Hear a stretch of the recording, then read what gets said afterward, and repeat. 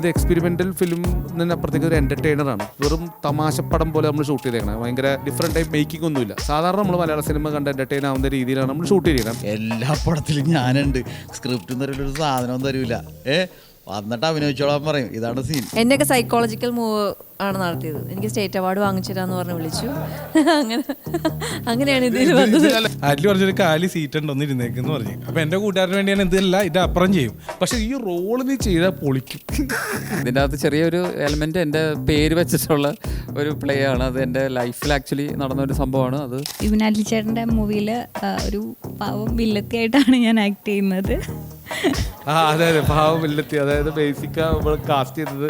പടത്തിലെ ഏറ്റവും വലിയ രസം വെച്ചാൽ എല്ലാവരും സുഹൃത്തുക്കളായതുകൊണ്ട് ഭയങ്കര ഫണ്ണായിരുന്നു.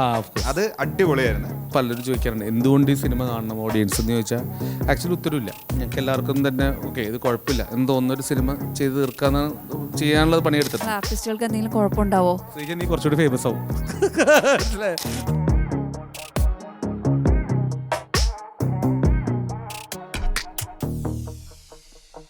നമസ്കാരം. ആൻഡപ്പൻ്റെ അത്ഭുത പ്രവൃത്തികൾ എന്ന ഞങ്ങളുടെ പുതിയ സിനിമയുടെ പ്രൊമോഷൻ പരിപാടിയായിട്ട് ഞങ്ങൾ ഇവിടെ നിങ്ങളെ കാണാൻ വന്നിരിക്കുന്നതാണ്. ഞങ്ങൾ പടത്തിലുള്ള ഓൾമോസ്റ്റ് എല്ലാവരും ഇല്ല, എന്നാലും ആ മെയിൻ ക്യാരക്ടേഴ്സ് കുറച്ച് പേരുണ്ട്. അപ്പോൾ ഓരോരുത്തരായിട്ട് പരിചയപ്പെടുത്താം. ഞാൻ സുനിൽ ജോർജ്. ഇതിലൊരു ക്യാരക്ടർ വേഷം ചെയ്യുന്നു, ഒരു ശിഷ്യനായിട്ടാണ്. പിന്നെ കോസ്റ്റ്യൂം ഡിസൈനിങ്ങും ചെയ്തിട്ടുണ്ട്. Thank you. സുനിൽ ബേസിക്കലി ഒരു കോസ്റ്റ്യൂമറാണ്. ഒത്തിരി സിനിമകൾ കോസ്റ്റ്യൂം ചെയ്തിട്ടുണ്ട്. 17ഓളം സിനിമകൾ ചെയ്തിട്ടുണ്ട്. അനാർക്കലി, വർഷം ആറ്റ്ലിയുടെ ഹോംലി മീൽസ് വെച്ചിട്ടാണ് തുടക്കം. പിന്നെ സുസുസുതി വാൽമീകം, ആദിരാത്രീര നടന്ന സംഭവം ഇപ്പോൾ കഴിഞ്ഞത് കണിമംഗലം കോവിലകം റിലീസായിരുന്നു. എൻ്റെ പേര് സുനീഷ് എന്നാണ്. ഞാനിതിലൊരു ക്യാരക്ടർ റോൾ ചെയ്തിട്ടുണ്ട്. കൂടാതെ ഈ പടത്തിൻ്റെ പോസ്റ്റർ ഡിസൈൻ ചെയ്തത് ഞാനാണ്. പിന്നെ നീ പറയണം. അതെ സുനീഷ് ഞാൻ ആദ്യം നമുക്ക് ഈ പടത്തിന് ബഡ്ജറ്റ് കുറവായിരുന്നു. അപ്പോൾ ഞാൻ ആദ്യം ആലോചിച്ചു പോസ്റ്റർ ഡിസൈൻ ചെയ്യുന്ന ഒരാൾ, കോസ്റ്റ്യൂം ചെയ്യുന്ന ഒരാൾ, പിന്നെ അതുപോലെ തന്നെ ബാക്കി അതിൻ്റെ ഓൺലൈൻ പബ്ലിസിറ്റി ചെയ്യാൻ പറ്റിയ ഒരാൾ. അപ്പോൾ ഞാൻ സാജിദ് അഹിയനെ വിളിച്ച് കാസ്റ്റ് ചെയ്തു. അപ്പോൾ അവനാകുമ്പോൾ ഓൺലൈൻ പബ്ലിസിറ്റി ചെയ്തോളും. സുനിൽ പൈസ ഇല്ലാണ്ട് കോസ്റ്റ് ചെയ്യുന്നോളും. സുനിലിനെ വിളിച്ചു, സബാനെ വിളിച്ചു. സബാന ഓൺലൈൻ പബ്ലിസിറ്റിയുടെ ആളാണ്. അങ്ങനെ അവനെ കാസ്റ്റ് ചെയ്തു. സുനീഷ് ആകുമ്പോൾ ഇത് പോസ്റ്റർ ഡിസൈൻ ചെയ്യും. അപ്പോൾ കുറച്ച് പൈസ കൊടുത്താൽ മതി. അങ്ങനെ സുനീഷിനെ ഒരു നടനാക്കി മാറ്റി. അങ്ങനെയാണ് ഞാൻ ഇവരെയൊക്കെ കാസ്റ്റ് ചെയ്തിരിക്കുന്നത്. ഇനി അടുത്താക്കി കൊടുക്കും. സംക്രു. നമസ്കാരം, എൻ്റെ പേര് സംക്രന്ദനൻ. സംക്രു എന്നാണ് സുഹൃത്തുക്കളൊക്കെ വിളിക്കുന്നത്. മുൻപ് മീഡിയയിൽ ക്യാമറമാനായിരുന്നു. അമൃത TV, മനോരമ ന്യൂസൊക്കെ ആയിട്ട് 10-18 വർഷത്തോളം മീഡിയയിലുണ്ടായിരുന്നു ന്യൂസ് ക്യാമറമാനായി. ഇപ്പം വിപിൻ എനിക്കൊരു നല്ല വേഷം തന്നിരിക്കുന്നു. ആൻഡപ്പൻ്റെ അത്ഭുത പ്രവൃത്തികൾ. ബാക്കി അവൻ പറയാം. അതെ, സംക്രു മീഡിയയിലായിരുന്നു. പിന്നെ ക്യാമറമാനായിരുന്നു. 2 ചാനലിൽ വർക്ക് ചെയ്തു. പെട്ടെന്നാണ് ദൈവവിളി വന്നത് സിനിമയിൽ അഭിനയിക്കണമെന്ന്. അതോടെ ആ ജോലിയൊക്കെ കാറ്റിൽ പറത്തി. സംക്രു മലയാള സിനിമയ്ക്ക് ഒരു വാഗ്ദാനം ആവാൻ വേണ്ടി അവൻ അഭിനയിക്കുന്നുണ്ട്. അപ്പോൾ ഞാൻ ആദ്യം പറഞ്ഞ എടാ ചാനലിൽ ജോലി ഇപ്പോൾ കളയണ്ട, നീ മര്യാദയോടെ വർക്ക് ചെയ്ത് പിന്നീടൊക്കെ രക്ഷപ്പെട്ടിട്ട് സിനിമയിൽ വന്നാൽ പോരെയെന്ന്. പക്ഷേ സംക്രുവിന് അത് പറ്റില്ല, അഭിനയിച്ച് പറ്റുമെന്ന് പറഞ്ഞു. എൻ്റെ ഇപ്പം നമ്മുടെ പടത്തിലൊക്കെ ഉണ്ട്. ദൃശ്യത്തിലൊരു നല്ല വേഷം ചെയ്തു, നല്ല വേഷമായിരുന്നു. അപ്പോൾ ഞാനും എൻ്റെ കൂട്ടത്തിൽ ഇവിടെ പോലീസുകാരനായിട്ട് നല്ല രസമായിട്ടുള്ളൊരു വേഷമായിരുന്നു. പെട്ടെന്ന് എൻ്റെ കൂട്ടുകാർ അങ്ങോട്ട് തിരിഞ്ഞു നോക്കിയതുകൊണ്ട് പെട്ടെന്ന് സംക്രു മിസ്സായിപ്പോയി. നല്ല അങ്ങനെ അതാണ്. പക്ഷെ നമ്മുടെ പടത്തിൽ നല്ല വേഷമാണ്. അടുത്തത് ശ്രീജ. അത് ഒരു ഒറ്റ കാര്യം കൂടെ, വേറെ സിനിമകളിലുണ്ട്. വിപിനറിയാം, വിപിൻ്റെ വേറെ പടങ്ങളിലൊക്കെ ഉണ്ടായിരുന്നു. അതുകൂടാതെ മായാവനത്തുനിന്ന് സിനിമയ്ക്ക് ഒരു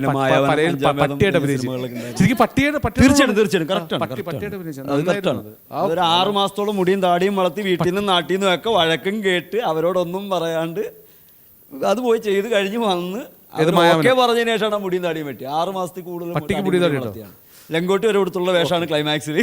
സ്റ്റണ്ട്. ജെന്യുവിൻ ആക്ടറാണ്. അഭിനയത്തിന് വേണ്ടി സംക്രു ഏതറ്റം വരെ പോകും. അടുത്ത ആള്. എൻ്റെ പേര് ശ്രീജാദാസ്. വിപിൻ അറ്റ്ലി ഡയറക്റ്റ് ചെയ്ത ആൻഡപ്പൻ്റെ അത്ഭുത പ്രവൃത്തികൾ ഞാനൊരു ക്യാരക്ടർ ചെയ്തിട്ടുണ്ട്. ജൂലൈ 17 കൂടി ആഡ് ചെയ്തോ? എല്ലാം ഇത്രയും പറഞ്ഞ സ്ഥിതിക്ക് ജൂലൈ 17 റിലീസാണ്. ക്യാരക്ടർ എന്താണെന്ന് എനിക്കറിയില്ല, അത് ഡയറക്ടർ വിപിൻ സാർ തന്നെ പറയും. അതെ, അവളന്ന് വന്ന ക്യാരക്ടർ എന്താണെന്ന് വെച്ച് കഴിഞ്ഞാൽ മോസസ് അതിനകത്ത് വരുമ്പോൾ അവൻ്റെ ഭാര്യയായിട്ടാണ്. അങ്ങനെ ശ്രീജ നമ്മുടെ പടത്തിൽ കൂടി പണി അറിയാവുന്ന ഒരാളാണ്. കാരണം അഭിനയിച്ച് ശീലമുള്ള ശ്രീജയ്ക്ക് മാത്രമേ ഉള്ളൂ. ബാക്കി എല്ലാവരും ഫസ്റ്റ് ടൈമേഴ്സാണ്. അങ്ങനെ ശ്രീജ ഭയങ്കര നന്നായിട്ട്, അല്ലെങ്കിൽ തന്നെ ഒരു പ്രൊഫഷണൽ ആക്ട്രസ് എന്ന രീതിയിൽ എല്ലാവർക്കും അറിയാവുന്നതും ഭയങ്കര ഫേമസ് ആയിട്ടുള്ള ആക്ട്രസുമാണ്. അപ്പം നമ്മുടെ പടത്തിന് വേണ്ടി വന്ന് അവൾ സഹകരിച്ചതിൽ വളരെ സന്തോഷമാണ്. Thank you very much. അടുത്തത്. Thank you. എൻ്റെ പേര് യൂജിനേസകനാണ്. ഞാൻ ഈ പടത്തിൽ ശിഷ്യന്മാരിൽ ഒരു ശിഷ്യനായിട്ട് അഭിനയിച്ചിട്ടുണ്ട്. അതുകൂടാണ്ട് ഞാൻ റിയൽ ലൈഫിൽ ആശാൻ്റെ ഒരു ശിഷ്യനാണ്. പിന്നെ അതിൻ്റെ അകത്ത് ചീഫ് അസോസിയേറ്റ് ആയിട്ട് വർക്ക് ചെയ്തിട്ടുണ്ട്. പിന്നെ ഹെലിക്യാം ചെയ്തിട്ടുണ്ട്, VFX ചെയ്തിട്ടുണ്ട്, അങ്ങനെ കുറേ കാര്യങ്ങൾ ഇതിൻ്റെ അകത്ത് ചെയ്തിട്ടുണ്ട്. അതെ, പിന്നെ എൻ്റെ വൈഫ് ഇതിൻ്റെ അകത്ത് ചീഫ് അസോസിയേറ്റ് ആയിട്ട് ചീഫ് അസോസിയേറ്റ് എന്ന് പറഞ്ഞു കഴിഞ്ഞാൽ ആദ്യമായിട്ടാണ് വർക്ക് ചെയ്യുന്നത്. ഷൂട്ടിംഗ് ആണെന്ന് ചീഫ് അസോസിയേറ്റ് രണ്ടും ഒന്ന് തന്നെ ആയിരുന്നു. കാരണം യൂജിൻ കല്യാണം കഴിച്ച സമയത്ത് നമ്മൾ ഷൂട്ട് തുടങ്ങിയത്. അപ്പോൾ തന്നെ ഞാൻ പറഞ്ഞു അവളോട് നീ ഇന്ന് മുതൽ ചീഫ് അസോസിയേറ്റ് ആണെന്ന്. അന്നാണ് ആതിര ചീഫ് അസോസിയേറ്റ് എന്താണെന്ന് നമുക്ക് മനസ്സിലായിട്ടില്ലായിരുന്നു.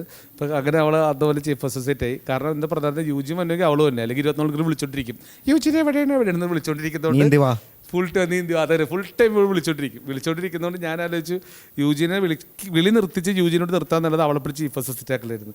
അപ്പോൾ അങ്ങനെയാണ് ആതിര വർക്ക് ചെയ്തത്. അടുത്ത് എൻ്റെ പേര് കലേഷ്. കലേഷയുടെ സാം എന്ന് പറഞ്ഞൊരു ക്യാരക്ടർ ചെയ്തേക്കണേ. കലേഷ് നമ്മുടെ ഒരു സാമേട്ടൻ എന്നോട് ഫ്രണ്ട് ഉണ്ട്, പുള്ളി വഴി കലേഷേട്ടനെ ഞാൻ പരിചയപ്പെടണം തന്നെ. രണ്ടുപേരും പരിചയപ്പെടണം. അപ്പോൾ കലേഷേട്ടനെ എനിക്ക് പരിചയപ്പെടുത്തുന്ന പുള്ളിയാണ്. അപ്പോൾ പുള്ളിയുടെ ക്യാരക്ടർ കലേഷേട്ടൻ വളരെ രസമായിട്ട് തന്നെ ചെയ്തു. കാരണം പുള്ളിക്ക് പേഴ്സണലി കലേഷേട്ടൻ സാമേട്ടനെ അറിയാവുന്നതാണ്. എൻ്റെ പേര് മോസപ്പൻ. ഞാൻ ആറ്റ്ലിയുടെ കൂടെ കൂടിയിട്ടൊരു 28 വർഷത്തോളമായി. അപ്പോൾ അതിൻ്റെ ആ കൂട്ടിനെ കുറിച്ച് ആറ്റ്ലി തന്നെ പറഞ്ഞോണ്ട്. അല്ല, മോശ ആക്ച്വലി ഞാൻ ഇൻ്റർവെല്ലിലുള്ള ഷോ ചെയ്യുന്ന സമയം പോലും സുനിൽ വഴിയാണ് ഞാൻ മോശനെ പരിചയപ്പെടുന്നത്. അപ്പോൾ സുനിൽ മോസസ് ഹോം ലിവിൽസിൻ്റെ പടത്തിൽ നമ്മൾ ശർമാജി ചെയ്ത ക്യാരക്ടറിൻ്റെ ഒറിജിനൽ ക്യാരക്ടറാണ്. അപ്പോൾ അങ്ങനെ അവനത് അപ്പോൾ അത് കഴിഞ്ഞ ശേഷം ജിസ്മോൻ്റെ പടത്തിൽ സൺഡേ ഹോളിഡേയിൽ അവൻ വില്ലനായിട്ട് അഭിനയിച്ച്. അങ്ങനെ അവൻ കുറച്ച് പടങ്ങൾ ചെയ്ത് അവൻ ഫിലിം ആക്ടിങ് ആയിട്ട് വന്നതല്ല, അവൻ നമ്മൾ വിളിച്ചിട്ട് അഭിനയിപ്പിച്ചിട്ട് രസത്തിന് അഭിനയിച്ചാണ്. പക്ഷെ അഭിനയിച്ച് അവനൊരു പ്രോയായി മാറി. പിന്നെ ഇപ്പോൾ അവനിപ്പോൾ വളരെ മോസിൻ്റെ പെർഫോമൻസ് ഈ പടത്തിൽ ഞെട്ടിക്കും. കാരണം ഭയങ്കര നന്നായിട്ട് അഭിനയിച്ചിട്ടുണ്ട്. അതാണ് മോസ്. അടുത്തത് ഗൗരി. ഹായ്, എൻ്റെ പേര് ഗൗരി നമ്പൂതിരിപ്പാട്. ഞാനൊരു ക്ലോത്തിങ് ബ്രാൻഡ് റൺ ചെയ്യുന്നുണ്ട്, അതുപോലെ പബ്ലിക് സെർവൻ്റ് ആണ്. വിപിൻ ആറ്റ്ലി ചേട്ടൻ്റെ മൂവിയിൽ ഒരു പാവം വില്ലത്തിയായിട്ടാണ് ഞാൻ ആക്ട് ചെയ്യുന്നത്. അതെ പാവം വില്ലത്തി. അതായത് ബേസിക്കാണ് നമ്മൾ കാസ്റ്റ് ചെയ്തത്. നമ്മുടെ പടത്തിൽ ഇതിനകത്ത് ഞാൻ ഈ വില്ലന്മാരുടെ ഏരിയ വരുന്ന സ്ഥലത്ത് അവർ കാണാൻ ഭയങ്കര ഏഞ്ചലിക് ലുക്ക് വേണമെന്ന് എനിക്ക് ഉണ്ടായിരുന്നു. അപ്പം അങ്ങനെയാണ് ഞാൻ ഗൗരിനെ കാസ്റ്റ് ചെയ്തത്. അവർ നന്നായി ചെയ്യുകയും ചെയ്തു. ഡൊമിനിക് എന്നാണ് പേര്. ഇയാളാണ് എൻ്റെ പേര് തൊമ്മി എന്നാക്കിയത് അല്ലേടോ? അത് ഏതാണ് പ്രണയകാലം എന്ന പടത്തിൽ ഞാൻ DJ കണ്ടിരിക്കുമ്പോൾ താമം തന്നെ അവിടെ കൊള്ളാടാ അന്ന് പരിചയപ്പെട്ടിട്ട് പിന്നെ ഇതുവരെ കൂട്ടിലെ കോഴിയാണ് മച്ചാനെ. എല്ലാ പടത്തിലും ഞാനുണ്ട്. സ്ക്രിപ്റ്റും തരില്ല, ഒരു സാധനവും തരൂല. വന്നിട്ട് അഭിനയിച്ചോളാൻ പറയും, ഇതാണ് സീൻ. അതെ അതെ അതെ അതെ ടോമി നമ്മുടെ പടത്തിൽ എല്ലാത്തിലും ഉണ്ട്. ഡോം ഒരു DJ ആണ്. അപ്പോൾ ഡോം ആക്ച്വലി സാജിദിൻ്റെ ഇടിയിൽ അഭിനയിച്ചു. അപ്പോൾ അങ്ങനെ ഒരു ആക്ടിങ് അങ്ങനെ നമ്മുടെ അല്ല ആക്ടിങ് ഒന്ന് കറക്റ്റായിട്ട് പറയാൻ പറ്റില്ല. നമ്മുടെ റിയൽ സാധനം താൻ പിക്ക് ചെയ്തെടുക്കണേ. അതെ തന്നെ മാത്രമല്ല നാച്ചുറലായിട്ട് സംഭവങ്ങൾ. ഡോം ഒരു ഫ്രീക്ക് ഭയങ്കര ഡിഫറെൻ്റ് ആയിട്ടുള്ള പേഴ്സണാലിറ്റിയാണ്. അടുത്തത് എൻ്റെ പേര് ജോർജ് ആൻ്റണി. ഞാൻ ഇതിലൊരു ചെറിയൊരു വേഷം ചെയ്തിട്ടുണ്ട്. ഇവിടെ വന്നിരിക്കാനുള്ളത് ചെയ്തിട്ടില്ലെന്ന് എനിക്ക് തോന്നുന്നു. കാരണം എൻ്റെ സുഹൃത്തുക്കൾ ഈ ചെറിയ വേഷം ചെയ്തിട്ട് ആരാണെന്നൊന്നും പറയണില്ല, അവർ സ്വയം കാശ് കൊടുത്ത് ഫ്ലെക്സ് അടിച്ച് മറ്റേ ജംഗ്ഷനിൽ വെക്കണവരൊക്കെ ഉണ്ട്. അപ്പം ഈ പടത്തിലല്ല. അപ്പം എനിക്ക് അപ്പോൾ ഇവിടെ വന്നിരിക്കാൻ താല്പര്യം ഉണ്ടായില്ല. ആറ്റിൽ പറഞ്ഞൊരു കാലി സീറ്റ് ഉണ്ട് ഒന്നിരുന്നേക്കെന്ന് പറഞ്ഞു. അപ്പം എൻ്റെ കൂട്ടുകാരന് വേണ്ടി ഞാൻ എന്തല്ല ഇത് അപ്പുറം ചെയ്യും. പക്ഷേ എന്തിനാ ഇവിടെ ഇരുത്തിയെന്നുള്ളത് ഈ ഇന്റർവ്യൂ കഴിയുമ്പോൾ ബേസിക്കലി ജോർജ് ആൻ്റണി എന്നാണ് അവർ സ്വന്തം ഒരു യൂട്യൂബ് ചാനലുണ്ട്. ഇറ്റ്സ് മീ ജോർജ് ആൻ്റണി എന്നാണ് പേര്. അപ്പോൾ സെലിബ്രിറ്റീസ് ഓടുണ്ട്. ഇറ്റ്സ് മീ ജോർജ് ആൻ്റണി എന്ന് പറഞ്ഞാൽ നേരത്തെ ഉണ്ടായിരുന്നില്ല. കാരണം അവന് അത് വാഴക്കാല ജംഗ്ഷനിൽ ഞങ്ങളുടെ അവിടുത്തെ ഈ ചെറിയ കുഴി ഒക്കെ വന്ന ജോർജ് ആൻ്റണി അതിനത് പ്രതികരിക്കും. അങ്ങനെ ഭയങ്കര എന്ത് പ്രതികരിക്കുമ്പോഴും ജോർജ് ആൻ്റണി സമൂഹത്തിൻ്റെ എല്ലാ കാര്യങ്ങൾക്കെതിരെ പ്രതികരിക്കുന്ന ഒരാളാണ്. ഇതെല്ലാം കഴിഞ്ഞിട്ട് പറയും ഇതെൻ്റെ മാത്രം അഭിപ്രായമാണ്, നിങ്ങൾക്ക് വേണമെങ്കിൽ വേറെ അഭിപ്രായം ആക്കാം. അങ്ങനെ ഭയങ്കര ഇതാണ്. പിന്നെ ജോർജ് ആൻ്റണി ഇതൊരു ലുക്ക് മാറ്റൂല. ഈ ലുക്കിൽ തന്നെ അഭിനയിക്കണം എന്നത് ഭയങ്കര നിർബന്ധമുള്ള കാര്യമാണ്. ജോർജ് ആൻ്റണിക്ക് വലിയ വിഷമമുള്ളൊരു സംഭവം പറഞ്ഞുതരാം. ജോർജ് ആൻ്റണി നമുക്ക് അവിടെ അവരുടെ വീടിൻ്റെ അടുത്ത് അവിടെ ഷൂട്ടിങ്ങിന് വന്നിട്ടുണ്ടായിരുന്നു. അപ്പോൾ ജോർജ് ആൻ്റണി ഒരു ക്രിസ്മസിൻ്റെ സമയത്ത് തിരിച്ചു പോകണ വഴിക്ക് മമ്മൂക്കക്ക് കാണാൻ വേണ്ടി ജോർജ് ആൻ്റണി അപ്പോൾ അപ്പുറത്തെ വീട്ടിൽ നമുക്ക് ഷൂട്ടിങ്ങിന് വന്നേക്കണം. അപ്പോൾ ജോർജ് ആൻ്റണിയുടെ വീടിന് മുമ്പിൽ ഒരു ക്രിബ് വന്നത് ഭയങ്കര ബ്യൂട്ടിഫുൾ ആയിട്ട്. അപ്പോൾ പറഞ്ഞു അപ്പോൾ പുള്ളിക്ക് പോകുമ്പോൾ ജസ്റ്റ് നോക്കുമ്പോൾ കാണാലോടോ, നമ്മളെ പരിചയമില്ലെങ്കിൽ ക്രിബ് കാണാലോടോ, നമ്മൾ പുള്ളിനെ കാണിക്കാൻ വേണ്ടി നമ്മൾ കഷ്ടപ്പെട്ട് പണിതിടോ. പക്ഷെ പുള്ളി നോക്കിയില്ലടോ, വണ്ടിയിൽ നിന്ന് അങ്ങോട്ട് പോയിടോ, എന്ത് കഷ്ടമാടോ. വിപിൻ ആറ്റ്ലി യൂണിവേഴ്സിൻ്റെ ഹെഡ് ക്വാർട്ടേഴ്സ് വാഴക്കാല ഫിലിം സിറ്റിയാണ്. അതിൻ്റെ തൊട്ടടുത്താണ് എൻ്റെ വീട്. വിപിൻ്റെ എല്ലാ സിനിമയിലും ഞാൻ അണിയറയിലും സ്ക്രീനിലും എങ്ങനെയെങ്കിലും ഉണ്ട്. അല്ലെങ്കിൽ വിപിൻ എങ്ങനെയെങ്കിലും എന്നെ അതിലെത്തിക്കും. ഇതിലും ഉണ്ട് ഞാൻ. ജഗ്ഗു ആക്ച്വലി സ്വന്തമായിട്ടൊരു IT കമ്പനി നടത്തുന്നുണ്ട്. അപ്പോൾ എൻ്റെ ഫേസ്ബുക്കും നോക്കുന്ന ജഗ്ഗുവാണ്. അപ്പോൾ ജഗ്ഗുവിനോട് അവിടെ ഒരു ഫോട്ടോ ഇട്ടിട്ട് ജസ്റ്റ് എന്തെങ്കിലും ഇന്ന് ജൂലൈ 17 എന്ന് പറഞ്ഞാൽ എഴുതും അങ്ങനെ ആ കാത്തിരിപ്പിന് അവസാനമായി നിങ്ങൾ നോക്കുക. അപ്പോൾ ഞാൻ നോക്കുമ്പോഴത്തേക്കും ഒരു essay ഒക്കെ വരുന്നത് ജഗ്ഗുവിൻ്റെ ഏറ്റവും ജെന്റിൽമാൻ സിൻഡ്രോം ഉണ്ട് ജഗ്ഗുവിന്. അതായത് ഗുഡ് ഈവനിങ്, ഹലോ, എല്ലാവരുടെ മാനേഴ്സാണ്. ഒരാളുടെ അടുത്ത് പോലും സിമ്പിളായിട്ട് സംസാരിക്കാൻ പറ്റില്ല. Good evening. സ്വന്തം മോൻ്റെ അടുത്ത് പോലും hello, good evening, how are you എന്നാണ് ചെക്ക്. ഒരു ദിവസം ആദ്യമായിട്ടാണ് ഒരു അപ്പൻ മോനെ പറ്റി പോസ്റ്റ് എടുത്ത് congratulation Adi for being my son. അങ്ങനെ എല്ലാം കൺഗ്രാജുലേറ്റ് ചെയ്യുന്ന ഭയങ്കര ആയിട്ടുള്ളൊരു ഡിഫറെൻ്റ് ആയിട്ടുള്ള ഒരാളാണ് ജഗ്ഗു. അതെ അതെ, നമ്മളൊരു ഡിഫറെൻറ്റ് ഒരു ഡിഫറെൻറ്റ് സിനിമയായിട്ടാണ് നമ്മൾ ചെയ്തിരിക്കുന്നത്. ഒരു എനിക്ക് തോന്നുന്നത് ഇവിടെ ഒരു വരാത്ത, നമ്മൾ ഇതൊരു ട്രൈ ചെയ്യാത്തൊരു ടൈപ്പ് സാധനമായിട്ടാണ് നമ്മൾ. കഥയാണ്, ക്രൈസ്റ്റ് റിലേറ്റഡ് ഫിലിമാണ്.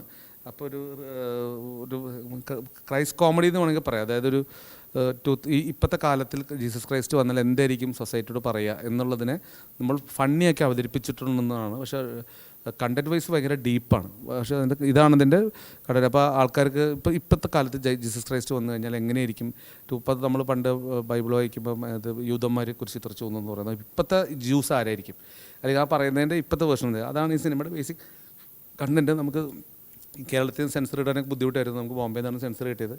അങ്ങനെ ഒരുപാട് പ്രോസസ്സിൽ കൂടി പോയി, ഒരുപാട് പ്രശ്നങ്ങളിൽ കൂടി പോയാണ് ഇപ്പോൾ നമ്മൾ ഈ സിനിമ റിലീസിലേക്ക് എത്തുന്നത്. അപ്പോൾ 17th റിലീസ്. ഓപ്പോസിറ്റ് എനിക്കുള്ളൊരു പടം എന്ന് പറയുന്നത്, ആ പുള്ളി എനിക്ക് കുഴപ്പമില്ല, ഒഡീസിയാണ്, ക്രിസ്റ്റഫർ നോളൻ്റെ. അതുകൊണ്ട് ഞങ്ങളുടെ അതാണ് എനിക്കൊരു ഈ സമയത്ത് പുള്ളി അത് ഞങ്ങൾ ഒരുമിച്ച് ഒരേ സമയത്ത് വരുമെന്ന് ഒരിക്കലും ഞാൻ വിചാരിച്ചില്ല. അത് യൂദാസിന്റെ പ്രവർത്തനങ്ങളാണ്. അല്ല അതൊന്നുമല്ല, അത് നമ്മൾ ഇന്റർനാഷണൽ ആൾക്കാർ തമ്മിൽ അങ്ങനത്തെ ഒരു ഇതുണ്ടാ. അപ്പോൾ അതാണ് ഞങ്ങൾ. ബാക്കി ഈ സിനിമയുടെ വിശേഷങ്ങൾ, കോസ്റ്റ്യൂം, സുനിൽ ജോർജ് എന്തെങ്കിലും പറയാനുണ്ടോ? ഇതിൽ ഞാൻ ഡിസൈനറായിട്ട് തന്നെയാണ് അഭിനയിക്കുന്നത്. അപ്പോൾ ഇതിൻ്റെ അകത്ത് ചെറിയൊരു എലമെൻറ്റ് എൻ്റെ പേര് വെച്ചിട്ടുള്ള ഒരു പ്ലേ ആണ്. അത് എൻ്റെ ലൈഫിൽ ആക്ച്വലി നടന്ന ഒരു സംഭവമാണ്. അത് എനിക്ക് സുനിൽ എന്നുള്ള പേര് പറ്റില്ല, അപ്പോൾ ബ്രയൻ എന്നാക്കണമെന്ന് പറഞ്ഞു വീട്ടിൽ എൻ്റെ ഫാദർ. ഞാൻ പറഞ്ഞുതരാം, ഇവൻ്റെ ഫാദർ ഭയങ്കര, സുനിൽ ഭയങ്കര സ്റ്റൈലിഷാണ്. അപ്പം പാലക്കാട് ഇത്രയും സ്റ്റൈലിഷ് ആയിട്ട് ഒരാൾ കണ്ടിട്ടുണ്ടാവില്ല നമ്മൾ. ഭയങ്കര ഹൈ എൻഡാണ് സുനിൽ. അപ്പോൾ അങ്ങനെ നിൽക്കുന്ന സമയത്ത് സുനിൽ പെട്ടെന്ന് വിചാരിക്കുകയാണ് എൻ്റെ പേര് മാറ്റണം, എൻ്റെ പേര് ബ്രയൻ എന്നാക്കണം. കാരണം സുനിൽ എന്ന് പറഞ്ഞാൽ മീൻകാട് ചെല്ലുമ്പോഴും സുനിൽ പറയാം sorry I'm just going to change my name to Brian, you know. അപ്പോൾ Brian is so stylish name. അപ്പോൾ അമ്മച്ചി അപ്പച്ചനൊക്കെ സാധാരണ ആൾക്കാരാണ്, ഭയങ്കര ഇവൻ്റെ നേരെ ഓപ്പോസിറ്റ് ആൾക്കാരാണ്. അപ്പോൾ സുനിൽ അപ്പച്ചനോടെന്ന് പറഞ്ഞു, അപ്പച്ച from today onwards my name is Brian, അങ്ങനെ എന്നെ വിളിക്കാൻ പാടുള്ളൂ എന്ന് പറഞ്ഞു. അങ്ങനെ അത് കഴിഞ്ഞ് വൈകുന്നേരം ആയപ്പോൾ രാത്രി ചോറിൻ്റെ സമയം, അപ്പോൾ അപ്പച്ചൻ ഞങ്ങൾ ഇരിക്കണം. അപ്പോൾ മോനെ ബ്രയൻ വാ ചോറി എന്ന് വിളിച്ചപ്പോൾ സുനിൽ തകർന്നിട്ട് പറഞ്ഞു സുനിൽ ഇസ് ബെറ്റർ എന്ന് പറഞ്ഞു. ആ സീക്വൻസ് സുനിൽ റിയൽ ലൈഫിൽ അത് അതേപോലെ എടുത്തിട്ടുണ്ട്. സുനിൽ വേറൊരു പെർസ്പെക്റ്റീവ്, ഫ്ലാറ്റ് എർത്തറാണ് സുനിൽ. അപ്പം ഇപ്പോഴും വിശ്വസിക്കുന്നില്ല. പിന്നെ സുനിൽ മറ്റേ കഥയിലേക്ക് അതെ. അപ്പോൾ അതാണ്. പിന്നെ അടുത്തത് നമ്മൾ സുനീഷിൻ്റെ ക്യാരക്ടറിലേക്ക്. ഉണ്ണി എന്നാണ് എൻ്റെ ക്യാരക്ടറിൻ്റെ പേര്. അപ്പം ഞാൻ ഈ പടത്തിലേക്ക് ഉണ്ടാകുന്ന ആറ്റ്ലി ഒരു പോസ്റ്റർ വേറെ അതല്ലാതെ ആറ്റ്ലി എന്നെ ഒരു ദിവസം വിളിച്ചിട്ട് പിന്നെ സ്ക്രിപ്റ്റ് കുറച്ച് ഭാഗം വായിക്കാനായിട്ട് വിളിച്ചു അല്ലേ. അത് വായിച്ചു കഴിഞ്ഞിട്ട് എന്നോട് പറഞ്ഞു ഈ ക്യാരക്ടർ നീ ചെയ്താൽ മതി എന്ന് പറഞ്ഞു. അതിൻ്റെ കൂടെ നീ വേണമെങ്കിൽ പോസ്റ്റർ ഡിസൈൻ, അതിൻ്റെ കൂടെ നീ പോസ്റ്റർ ഡിസൈനും കൂടെ ചെയ്തോളാം എന്നാണ് പറയുന്നത്. ശരിക്കും പറഞ്ഞാൽ നേരെ തിരിച്ചാണ്ടാ. എടാ ഈ പടത്തിലൊരു പോസ്റ്റർ ഡിസൈൻ ചെയ്യാറുണ്ട്, അതാണ് നമുക്ക് പ്രധാന. പക്ഷെ ഈ റോള് നീ ചെയ്താൽ പൊളിക്കും. അവൻ ഞാൻ മയക്കി നായകനാന്ന് പറഞ്ഞിട്ടാണ് എന്നെ മയക്കിയത്. എല്ലാവരും മയക്കിയത് പോലെ ശിഷ്യന്മാരിലെ ഇമ്പോർട്ടൻസ് ആണെന്ന് പറഞ്ഞു. അങ്ങനെ പിന്നെ അതിനകത്ത് പടത്തിന്റെ പ്രത്യേകത വെച്ചാൽ രാത്രിയിലാണ് ടൈമിങ്, വർക്ക് ചെയ്യുന്ന ടൈമിങ്, പോസ്റ്റ് പ്രൊഡക്ഷൻ ടൈം രാത്രിയിലാണ്. ആറ്റ്ലി ഒരു വെളുപ്പിന് 5 മണിക്കാന്ന് തോന്നുന്നു ഗുഡ് നൈറ്റ് പറഞ്ഞ് മെസ്സേജ് നിർത്തുന്ന പരിപാടി. അതുവരെ രാത്രി പണിയാണ്. ഞങ്ങൾ നൈറ്റ് വർക്കേഴ്സ് ആണ് എല്ലാവരും. പടത്തിലെ ഏറ്റവും വലിയ രസം വെച്ചാൽ എല്ലാവരും സുഹൃത്തുക്കളായതുകൊണ്ട് ഭയങ്കര ഫണ്ണായിരുന്നു. അത് അടിപൊളിയായിരുന്നു. ഷൂട്ടിംഗ് ഭയങ്കര എൻ്റർടൈനിങ് ആയിരുന്നു. സംഗ്രുവിൻ്റെ ക്യാരക്ടറെ കുറിച്ച്, എൻ്റെ ക്യാരക്ടറിൻ്റെ പേര് ശരിക്കും രതീഷ് എന്നുള്ള ക്യാരക്ടറാണ്. അത് ശരിക്കും നമ്മുടെ കൂട്ടത്തിൽ തന്നെ അറിയാവുന്ന ഒരാളുടെ ക്യാരക്ടറാണെന്നാണ് എന്നോട്. അതെ നമ്മുടെ രതീഷ്, എൻ്റെ ഒരു സുഹൃത്താണ് രതീഷ്. രതീഷിൻ്റെ ക്യാരക്ടറാണ് ഞാൻ ഇവർ കൊടുത്തിരിക്കണം. അപ്പോൾ എല്ലാ ഫ്രണ്ട്സിൻ്റെ ക്യാരക്ടർ തന്നെ ഞാൻ. നിനക്കൊരു നല്ല വേഷമാണ്, നായകനാണെന്ന് എന്നോട് പറഞ്ഞില്ല, പക്ഷെ എന്നാലും നല്ലൊരു വേഷമാണ്, നീ അടിപൊളിയായിട്ട് ചെയ്യാൻ പറ്റും, നല്ല വേഷമാണ്, ആർട്ടിസ്റ്റാണ്, ദൃശ്യത്തിൽ നന്നായിട്ടുണ്ട്. അത് കളിയാക്കാനാണ് അതിന് ചെറിയൊരു സീൻ ചെയ്തത്. അതാണ്.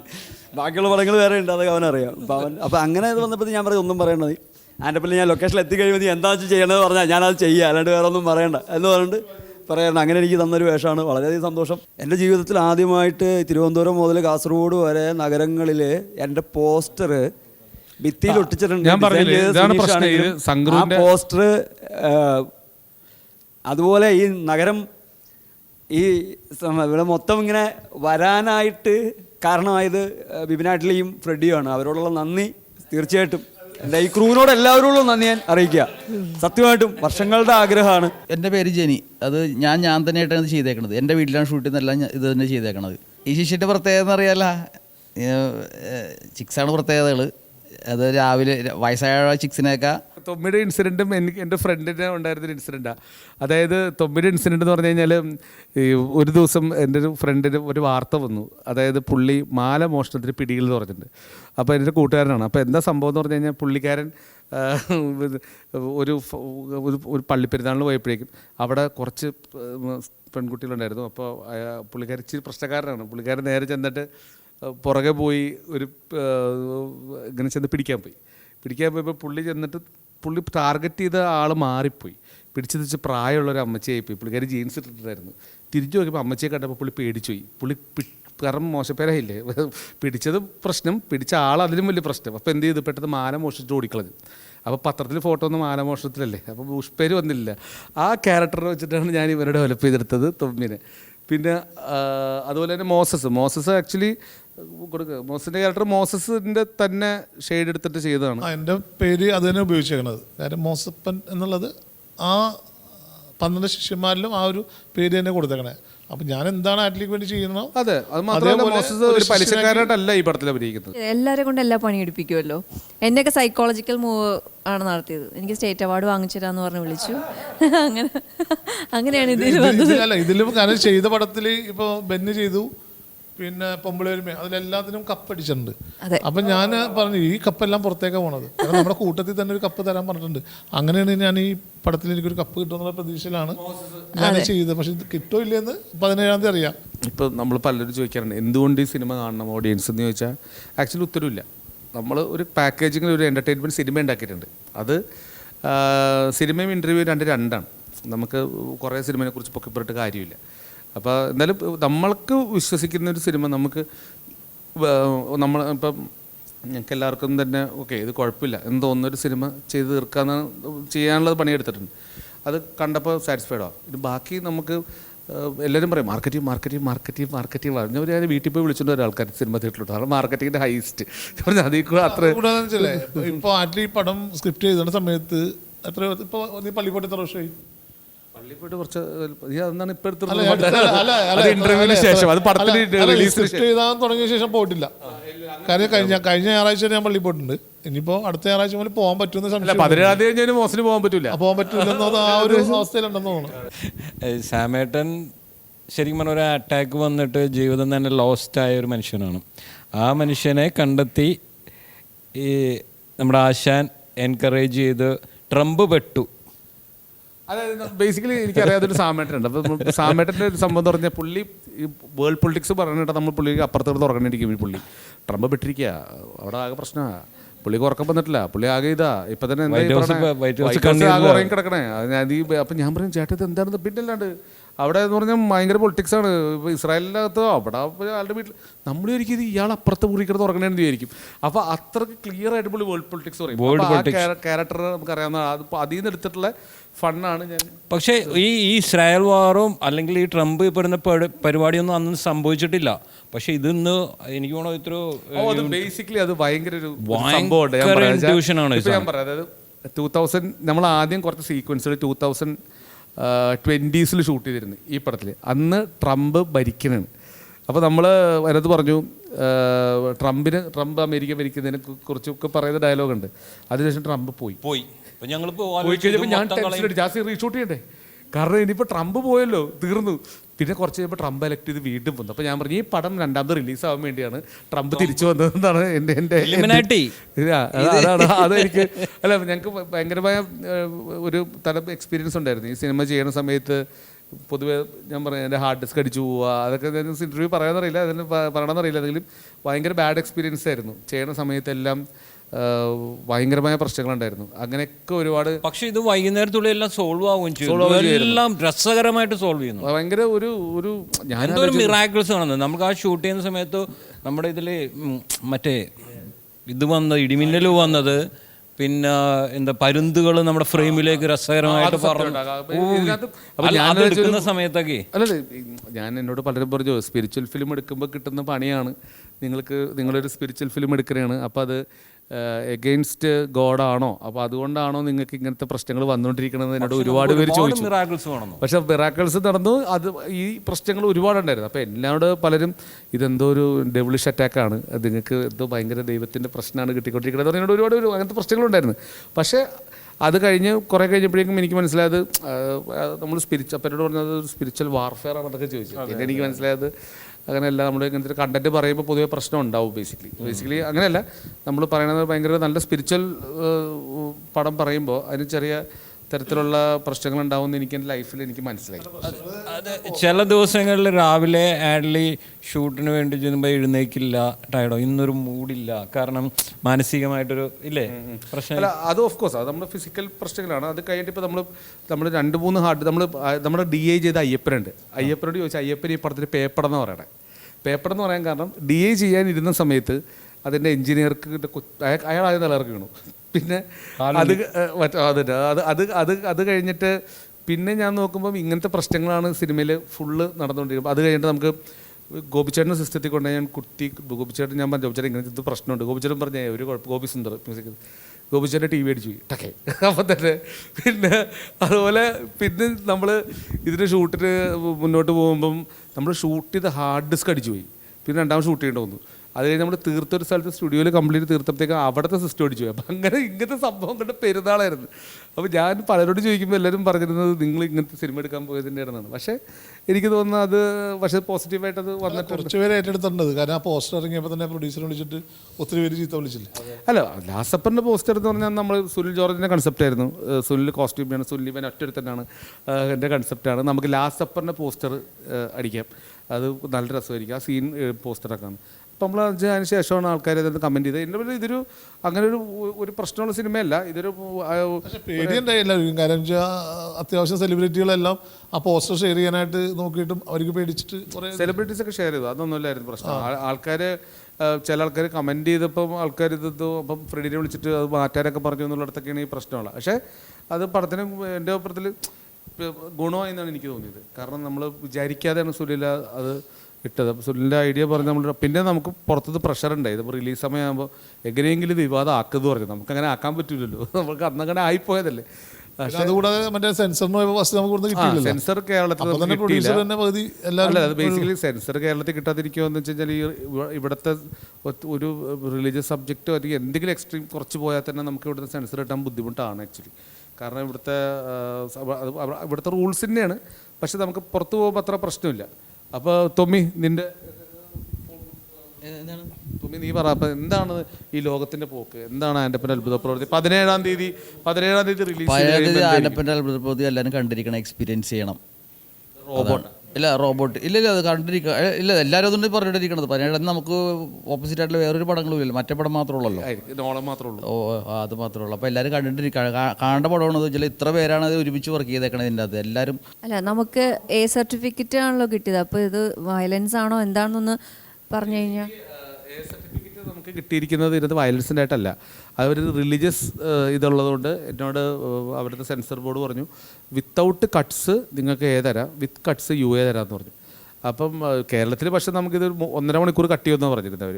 അപ്പോൾ ഒരു 2 അപ്പോൾ അത് പറ്റൂലല്ലോ. അപ്പോൾ പിന്നെ ഒരു മണിക്കൂറില്ല പടത്തിന് ബാക്കി. അപ്പം അവിടെ ചെന്നപ്പോൾ അവർ പറഞ്ഞു വിത്തൗട്ട് കട്ട്സ് നിങ്ങൾക്ക് തരാം. അപ്പം അങ്ങനെ റിലീജിയസ് ഇത് ഉള്ളതുകൊണ്ട് അങ്ങനെ. പക്ഷേ അത് വയലൻസില്ല, ഒന്നുമില്ല, കുഞ്ഞു കുട്ടികൾക്ക് വരെ മനസ്സിലാവുന്ന അല്ലെങ്കിൽ എൻജോയ് ചെയ്യുന്ന തരത്തിലുള്ള പാട്ടും പരിപാടിയും ഫണ്ണും എല്ലാ ഓഡിയൻസിനും എൻജോയ് ചെയ്യാൻ പറ്റുന്ന രീതിയിൽ തന്നെയാണ് ഇത് മൊത്തം തീർത്തിരിക്കുന്നത്. പക്ഷേ ഗോപിച്ചേട്ടൻ നമുക്കൊരു ബ്ലെസ്സിങ് ആയിരുന്നു ഗോപിച്ചേട്ടൻ. കാരണം ഈ ഗോപിച്ചേട്ടൻ ഈ പടത്തിലെ പടം കണ്ടിട്ട് ഇഷ്ടപ്പെട്ടിട്ടാണ് ഗോപിച്ചേട്ടൻ ഭയങ്കര എക്സൈറ്റഡ് ആയിട്ടാണ് ഈ പടം ഗോപിച്ചേട്ടൻ ചെയ്തത്. മാത്രമല്ല ഭയങ്കര കഷ്ടപ്പെട്ട് ഗോപിച്ചേട്ടനോട് വർക്ക് ചെയ്തിട്ടുണ്ട്. പൊതുവേ ഗോപിച്ചേട്ടന് മറ്റു പടങ്ങൾക്ക് ഗോപിച്ചേട്ടൻ കഷ്ടപ്പെടാറുണ്ട്, പക്ഷേ ഇതിൽ എക്സ്ട്രാ കഷ്ടപ്പെടൽ ഗോപിച്ചേട്ടൻ. കാരണം 5 മാസം കൊണ്ടാണ് സാധാരണ ഒരു 10 ദിവസം അല്ലെങ്കിൽ ഒരു ഗോപിച്ചേട്ടൻ 1 മാസം 1.5 മാസം കൊണ്ടൊക്കെ സ്കോർ ചെയ്യാറുണ്ട്.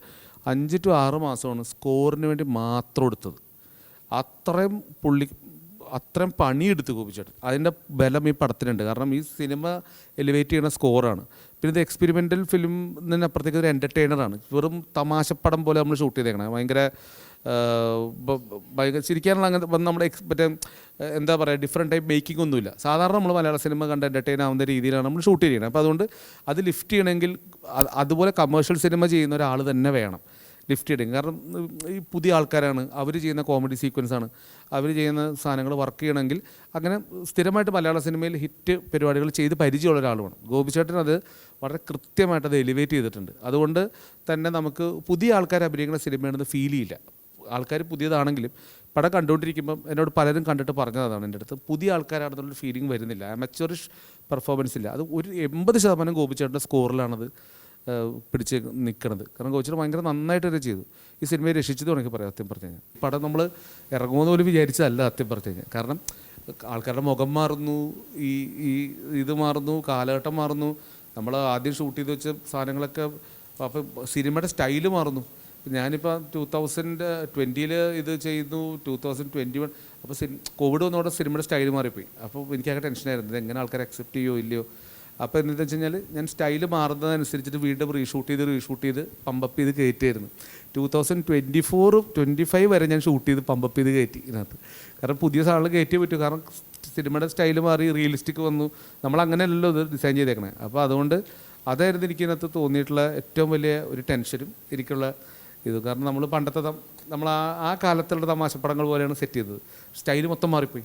അപ്പോൾ നമ്മൾ രണ്ടാമത് സ്റ്റൈല് കയറ്റി കൊണ്ടുവന്ന് ഇപ്പം ഫൈനലി നമ്മൾ പരിപാടി കണ്ടപ്പം ഇതിന് ഇത് ബൈബിൾ ബേസ്ഡ് ആയതുകൊണ്ട് എനിക്ക് തോന്നിയൊരു കാര്യം എന്ന് വെച്ചാൽ കണ്ടൻറ്റ് ഫ്രഷ് ആയതുകൊണ്ട് അത് കാലഘട്ടമില്ല, ഏത് കാലത്തും വർക്കാവുന്നൊരു പരിപാടിയാണ്. അപ്പോൾ അതുകൊണ്ട് അതിന് നമ്മൾ അതാണ് എനിക്കൊരു കോൺഫിഡൻസ് ഉള്ളത്. പിന്നെ ആഫ്റ്റർ ഓൾ ഫിലിം കണ്ടപ്പം ആസ് എ മേക്കർ എനിക്ക് സന്തോഷമാണ്. നമ്മൾ ചെയ്ത മറ്റ് പടങ്ങളെക്കാൾ എനിക്ക് കോൺഫിഡൻസ് ഉള്ള സിനിമയാണ് എൻ്റെ പേര്. അതുകൊണ്ടാണ് നമ്മൾ ഇത്രയും വലിയ തിയേറ്ററിക്കൽ റിലീസിലോട്ടും. പിന്നെ അത് എടുത്ത് പറയേണ്ട പേര് ഡിക്സൺ ചേട്ടനാണ്. നമ്മുടെ ഡിക്സൺ കൺട്രോളർ, ഡിക്സൺ പൊടുത്താസ്. ഡിക്സൺ ചേട്ടനെ സംബന്ധിച്ചിടത്തോളം ഡിക്സൺ ചേട്ടനാണ് ഈ സിനിമയുടെ മറ്റൊരു നെടുന്നുകൊണ്ട് ഫ്രെഡിയെ പോലെ തന്നെ ഈ പടം കണ്ട് ഇഷ്ടപ്പെട്ടിട്ടുണ്ട്, അഭിനയിച്ചിട്ടുണ്ട്. ഈ പടത്തിൽ വളരെ നന്നായിട്ട് അഭിനയിച്ചിട്ടുണ്ട് ഡിക്സൺ ചേട്ടൻ. പ്ലസ് പുള്ളി ഈ പടത്തിൻ്റെ ഇത് കണ്ടപ്പം പടം കണ്ടിട്ട് പുള്ളിക്ക് ഭയങ്കര ഇഷ്ടപ്പെട്ടുകൊണ്ടാണ് പുള്ളിയാണ് നമുക്ക് ഡിസ്ട്രിബ്യൂഷൻ്റെയൊക്കെ ഒരു നെടുതൂണായിട്ട് നിന്ന് നമുക്ക് ഈ കാര്യങ്ങൾ ചെയ്യുന്നത്. അങ്ങനെ അതും നമുക്കൊരു വലിയ ഹെൽപ്പായി. പിന്നെ ഇപ്പം നിങ്ങളെല്ലാം സിനിമ കാണുക, കാരണം ഇത് ഒത്തിരി പുതിയ ആൾക്കാരുടെ ഒരു ഡിഫറെൻറ്റ് അറ്റംപ്റ്റാണ്. അടിപൊളി പാട്ട്, ലൈൻസ് അങ്ങനെയാണ്. അപ്പോൾ അതിനെക്കുറിച്ച് സംസാരിച്ചു. അതുപോലെ പ്രിവ്യൂ നമ്മൾ ഇതിന് മുന്നത്തേക്ക് നേരത്തെ കണ്ടിട്ടുണ്ട്. ഇത് ഞാൻ കണ്ടിട്ടില്ല, കൂടുതൽ പറയണമെന്നുണ്ട്, ഇപ്പോൾ പറയണില്ല. എന്താ പറയുക, എന്തിനും ഏതിനും ഒരു നെഗറ്റീവ് ഉണ്ട്. അതിപ്പോൾ ഒരു പോലീസ് ഓഫീസേഴ്സിൻ്റെ അടുത്ത് അതിൻ്റകത്തുണ്ട്, ന്യായത്തിൻ്റെ ഒപ്പം നിൽക്കേണ്ട ഒരു നെഗറ്റീവ് ഉണ്ട്. പറഞ്ഞാൽ ഇപ്പോൾ ജാതി എടുത്താലും മതം എടുത്താലും രാഷ്ട്രീയം എടുത്താലും എല്ലാത്തിലും ഉണ്ട്. ഞാൻ ഇതിൻ്റെ പോസ്റ്റർ ഷെയർ ചെയ്തപ്പോൾ നമ്മുടെ ചാനലിലൂടെ ഗ്രൂപ്പുകളിലൊക്കെ ഷെയർ ചെയ്തപ്പോൾ പല നെഗറ്റീവ് കമൻറ്റ്സ് വന്ന് നമ്മളത് മൈൻഡ് ചെയ്യേണ്ട കാര്യം ഇല്ല. നമുക്ക് എല്ലാത്തിനും നെഗറ്റീവും പോസിറ്റീവ് ഉണ്ടെന്ന് ഞാൻ പറയില്ലേ.